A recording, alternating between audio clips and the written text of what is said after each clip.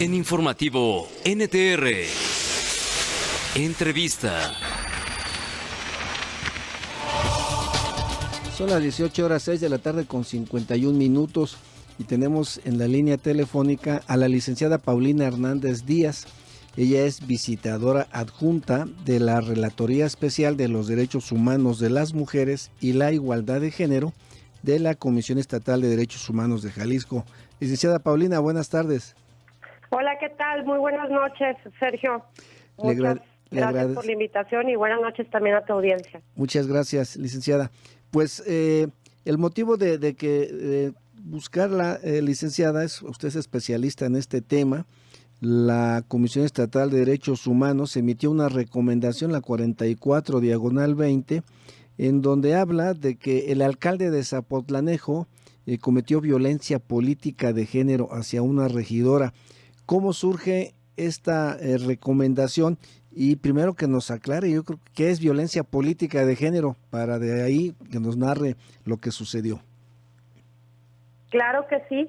Bueno, en principio esto inicia con la presentación de la queja por parte de la regidora, en donde ella manifiesta que vivió violencia política, violencia de género, en el desarrollo de una sesión pública, de una sesión del Pleno del Ayuntamiento, en donde ella manifestó una inquietud respecto a temas de seguridad, y al hacerle el cuestionamiento al presidente municipal sobre cuáles eran las estrategias que se estaban implementando en el municipio, pues el presidente municipal, en lugar de dar una respuesta adecuada a esa pregunta, lo que hizo fue que evadió el tema, se dirigió a ella de forma ofensiva, impositiva y humillante.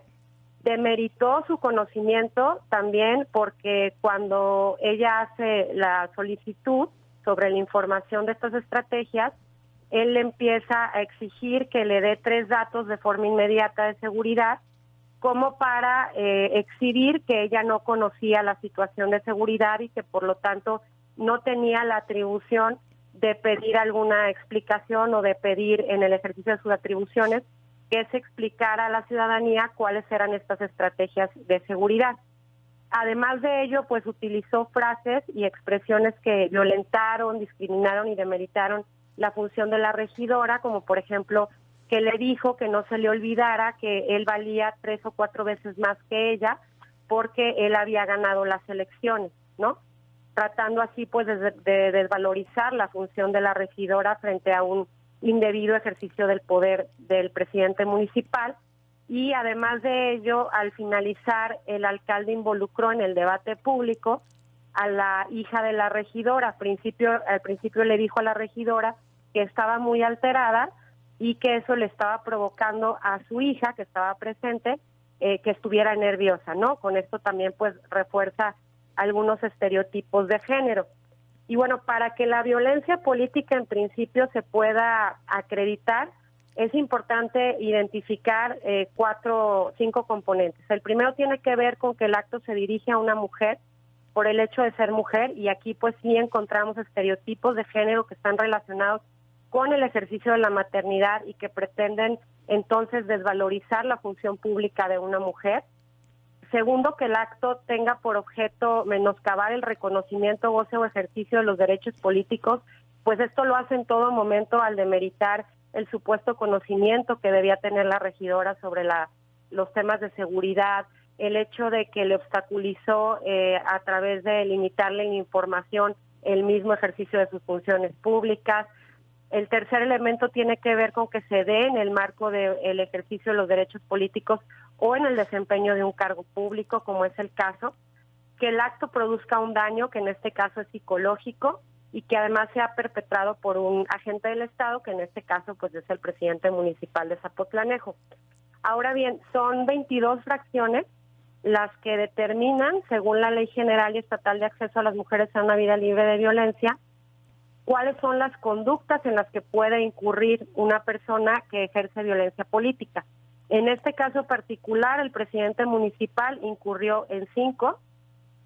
La primera, que tiene que ver con el incumplimiento de las disposiciones jurídicas tanto nacionales como internacionales que hablan sobre los derechos políticos de las mujeres. La segunda, que tiene que ver con que proporcionó información incompleta e imprecisa al momento en el que ella le pide que le dé información sobre estrategias. Primero, bueno, le dice que no se le olvide que él vale más. Después desvía totalmente el debate público, y después dice que es decisión de él dar o no dar esa información, porque los temas de seguridad, él dice, son muy delicados y él no puede exponerlos en una sesión pública, ¿no? Cuando en realidad solamente se le estaban pidiendo pues acciones que se pudieran informar a la ciudadanía sobre lo que se estaba haciendo en materia de seguridad. La tercera tiene que ver con que realizó expresiones que refuerzan estereotipos de género.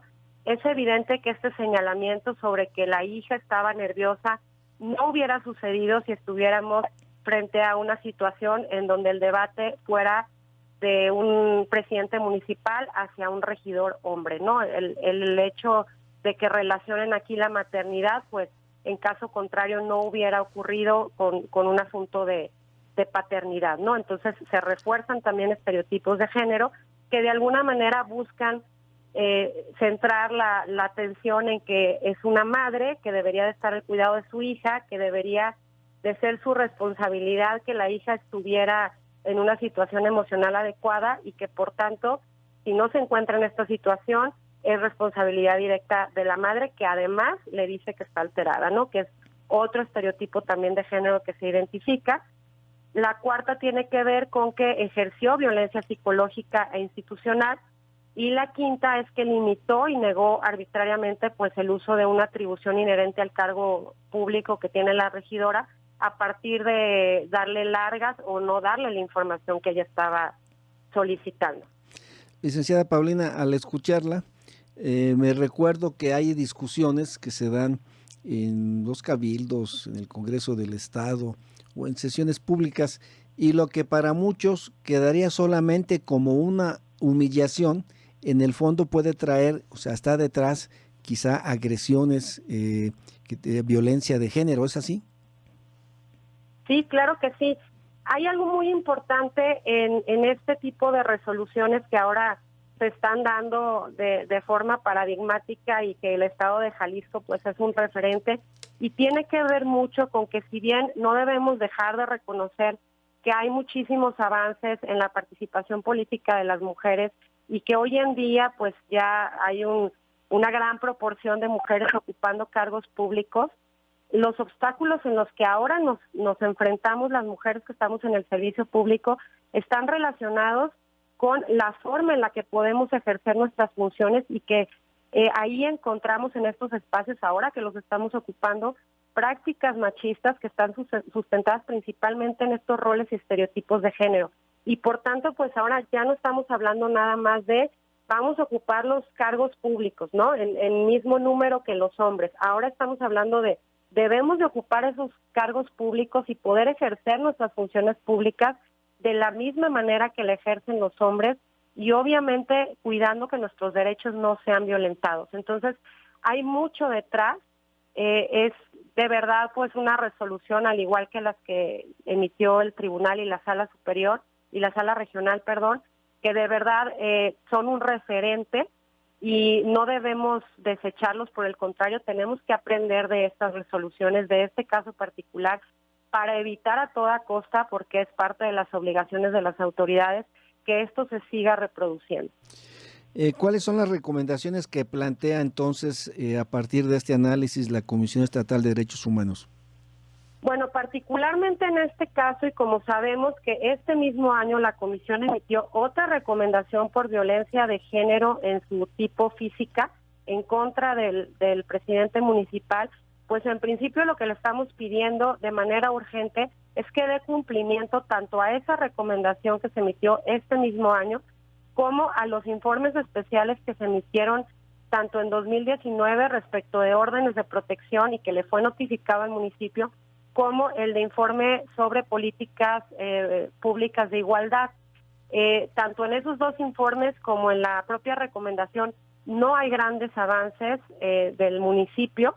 Entonces, lo primero que le estamos recordando es que debe de dar cumplimiento a esto, Obviamente que debe haber un acto de reconocimiento y de responsabilidad y disculpa pública, no en los términos que realizó el presidente municipal con el caso anterior, sino que debe ser un acto que sea público, que sea a partir del Pleno, en donde realmente reconozca que las conductas que realizó son violencia de género, que haya una capacitación pero especializada en temas de derechos humanos, sobre todo con particular énfasis en las modalidades de violencia institucional y laboral, y obviamente que incluya al presidente municipal, porque en la anterior hubo ahí una situación en donde hubo una capacitación brindada por una institución pública en donde él no acudió, ¿no? Y era parte de los puntos que se solicitaban, que hay una difusión muy fuerte de una campaña sobre la violencia en contra de las mujeres por razones de género, principalmente en la modalidad institucional, laboral y política en las instalaciones del ayuntamiento, que obviamente se garantiza el derecho a una vida libre de violencia tanto para la víctima como para todas las mujeres que ejercen cargos públicos en el ayuntamiento, que se incluya dentro del código de conducta los principios de actuaciones desde un enfoque de género, que se incluya el lenguaje también, un lenguaje que sea incluyente, y que haya también medidas específicas de prevención y atención para cualquier caso que se pueda suscitar de violencia de género, de acoso sexual, de hostigamiento sexual, etcétera, y también que se armonicen los reglamentos de igualdad entre mujeres y hombres y de acceso de las mujeres a una vida libre de violencia bajo los estándares internacionales y locales en la materia, porque además encontramos que en estos reglamentos no se habla específicamente de cuáles son las obligaciones del presidente municipal. Son de manera general los puntos que se están solicitando en esta recomendación. Licenciada Paulina, ¿y qué dijo el alcalde? Ya tiene conocimiento seguramente, ¿y qué respuesta hubo?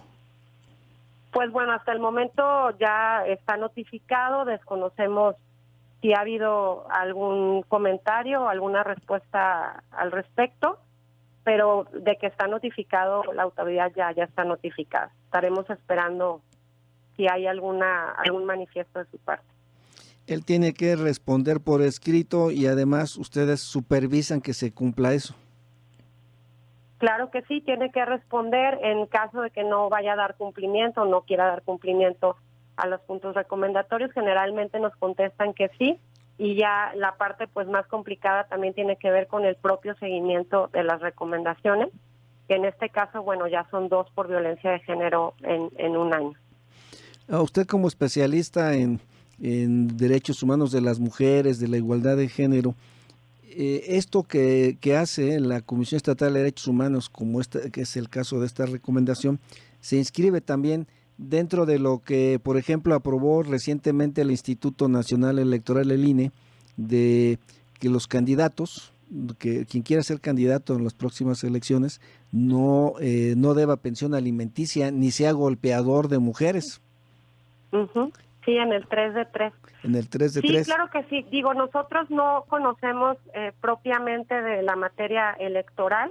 A nosotros nos toca conocer sobre la violación a derechos humanos, pero al final del día es un precedente también que queda en función de las prácticas que no deben de realizarse.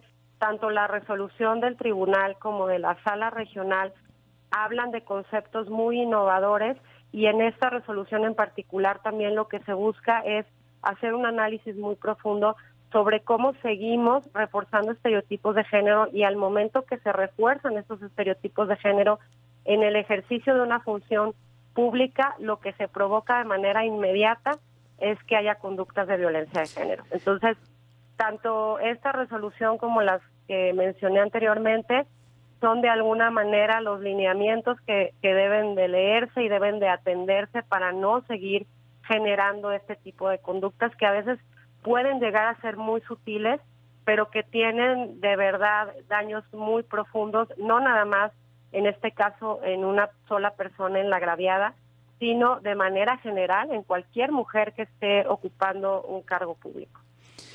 Hay un cuantioso número de quejas de violencia política de género que haya recibido la comisión, ¿o son pocas? No, son pocas porque, bueno, en realidad no tenía reconocida la ley general y estatal hasta hace muy poco tiempo la modalidad de violencia política. Entonces, aunque ya los estándares internacionales, el derecho internacional ya hablaba de la violencia política, y ya había por parte incluso de la Comisión Nacional de Derechos Humanos un estudio y una guía sobre violencia política y demás, en realidad todavía no estaba reconocido como tal, ¿no? Ahora que está reconocido como tal en la Ley General y Local de Acceso a las Mujeres a una Vida Libre de Violencia, pues obviamente para las Defensorías de Derechos Humanos ya es mucho más fácil. Digo, la acreditación a una violación a un derecho humano, en este caso un derecho político, ya se daba, ya hubo un caso anterior, el caso de Diana Redondo, que tuvo ahí una situación también al querer ocupar un cargo público, hubo una entrevista en donde también se reforzaron por parte de legisladores estereotipos y prácticas sexistas, y esa también tuvo relación con violencia política. Licenciada Paulina, muchas gracias por compartirnos la información y sus opiniones. Al contrario, muchísimas gracias por el espacio y que tengan linda noche. Muchas gracias. Hasta luego. Escuchamos a la licenciada Paulina Hernández Díaz. Ella es visitadora adjunta de la Relatoría Especial de los Derechos Humanos de las Mujeres y la Igualdad de Género. Esta Relatoría Especial es parte de la Comisión Estatal de Derechos Humanos de Jalisco. Ya escuchó usted, vamos seguramente, ojalá y no, pero seguramente habrá más quejas por violencia política de género, que hay políticos que vaya que cómo la ejercen. Son las 19:07 de la noche con 7 minutos. Informativo NTR.